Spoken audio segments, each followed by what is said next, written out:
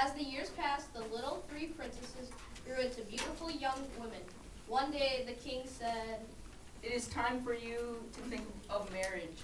And wedding gowns, and wedding feasts, and wedding balls. Not to mention princes. Yes, princes. And there is the problem. You see, there is a slight shortage of princes this year. A shortage of princes? How dreadful. Most unfortunate. I'm afraid so. There were some very fine princes, but it appears they've all been taken. One was swept up by a cleaning girl. A cleaning girl? Impossible. Of all the nerve. A cleaning girl named Cinder something or other. Very nice and a hard worker, too. They say she had only rags to wear, except for a pair of glass slippers. But she took the prince anyway. Another prince found some enchanted castle. Those are rather rare these days.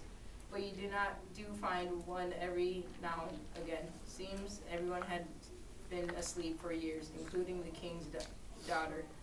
A real beauty. Without even knowing the girl, the prince fell in love, woke her with a kiss. A kiss? A kiss? My word. Of course. You know magic spells, if you can't think of anything else to break them, a kiss will usually do the trick. Anyway, that prince was married before everyone could finish yawning. Another prince fell helplessly in love with a dead girl. With a dead girl? How frightful. Who's happening? She wasn't really dead, just another magic spell, you see. Her stepmother was a real witch. She couldn't stand the poor girl and put a curse on her. Everyone thought she was dead. She was so beautiful. They kept her in a glass coffin. Good thing, too. The prince wandered by and fell in love. A kiss did the trick. Again, one more prince taken lovely for them, but you see how it creates a problem for us. It's a problem, all right, but I'd rather not find a prince at all. Not at all? Unthinkable. Have you lost your mind? Not at all. I've never much liked being a princess. I prefer to be ordinary sort of person and work in the gardens.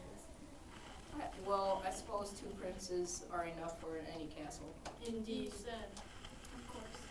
And there's a nice young man who works in the gardens. I believe he would marry me if you said he could. and so they did. Scene 3. Well, then June, what of you? Asked the king. Oh, I think I'll put an ad in the paper. An ad in the paper? I'm quite happy being a princess, but I don't want a hassle of searching for a prince. Therefore, I should put an ad in Castle Times. The ad says, wanted, a prince to marry, preferably handsome and rich. Must be wise and kind. Apply in person to Princess June. Well, it's worth a try. Perhaps. I'm not sure it's wise. Sooner or later, a nice prince will answer my ad. Until then, I'm quite content to wait. Very well, write your ad. And so she did. Scene 4. It was not long before Princess April returned to the castle with the charming prince. Now then, April, tell us how you found this fellow. It wasn't easy, Father. I traveled north until I reached the castle. The queen and her son lived in it, but they wouldn't even talk about marriage. Oh, spend the night and we'll talk in the morning. The room was nice enough, but oh, the bed, I needed a ladder to climb into it. And was it ever lumpy? I couldn't sleep a bit. I figured that since I was awake and the prince didn't seem very eager to marry me, I might as well move on. So I did. Of course, it was terribly dark out. I couldn't see a thing. I ran into the side of another castle. While I rang the bell, a horrid beast came to the door. A beast? A horrid beast? Shocking. Extraordinary. It was dreadful. You can be sure I didn't stick around to find the prince there. I ran away as quickly as I could in the dark. Suddenly I splashed right into a smelly pond. A poor frog talked to me, or at least he tried. He had a raspy voice, hard to understand. I was tired, frightened, and soaked. I didn't have time to listen to a croaky old frog. That may have been a good time to try a kiss. Ah, yes indeed. Quite so. A kiss? I never thought to kiss a frog. Not to worry, my dear. You have a prince now. Do tell us how you got him. Oh yes, in the morning. I wandered farther north. The snow was very deep. I was freezing. Not to mention tired and hungry. I almost decided to go home and let my prince find me. Then I saw him. He was so tall, so handsome, so marvelous that I almost didn't notice he was made of ice. Of ice? He was made of ice? Remarkable. Chilling.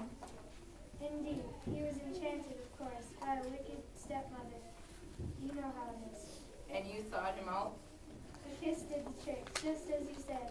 As soon as he stopped dripping, we hurried here to be married. Everything is almost ready for the wedding. While you were away, we worked day and night to prepare your wedding feast, ball, and gowns. Gowns. May has arranged to marry a young man who works in the gardens. In the gardens, May's marrying a gardener? It's true. And why not? Of course, he isn't just a gardener, he's a prince as well. Wicked stepfather, curses, and all that. The kiss did the trick once more. We can have a triple wedding as soon as a suitable prince answers June's ad. Place an ad in the paper for Princess June? Most upsetting. Quite distressing. I've already been through this. A prince.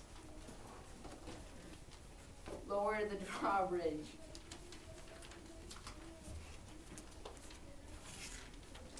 Hello? Hello? Hello? Ah, tricked you, didn't I? Oh!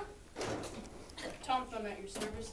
Hear about the ad? May I speak to Princess June, please? Why, I'm Princess June, but I'm afraid you're not quite what I was hoping for. You're much too small and, well, I'm afraid of mice.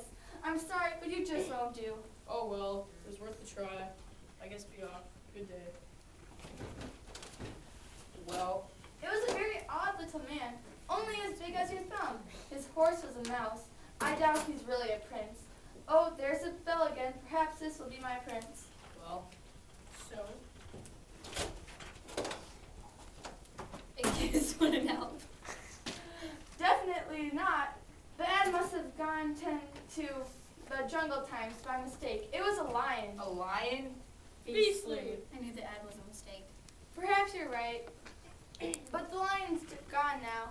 And look, someone else is coming. A man, I hope. A tall and handsome man. Please.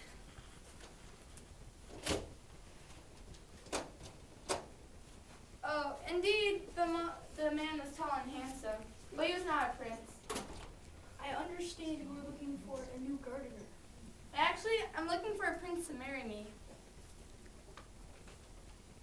Oh, the man was not a prince, but he was charming, kind, and wise. Well now, you are a very beautiful princess. I would be delighted to marry you, although I am not a prince now. I would be if I married a princess. Marry me, and you shall have your prince. Eve cried. From behind the door, the king, queen, servants, and other princesses said, "Take him!" Oh, take him. Take him! Take him! And so she did. The next day, the castle was full of flowers and wedding guests. The three princesses were full of happiness. The king and queen were full of pride, and the servants were full of relief. It was a marvelous wedding. The three princesses were studying in their wedding gowns of silk, lace, beads, and jewels. The three princes were dashing in their wedding suits. The feast was delicious. No one went hungry in all the land that day. The dance could not have been better, even though someone dropped a glass slipper. It was a glorious day. As the newlyweds kissed, everyone was certain the three princesses and their princes would live happily ever after, and so they did.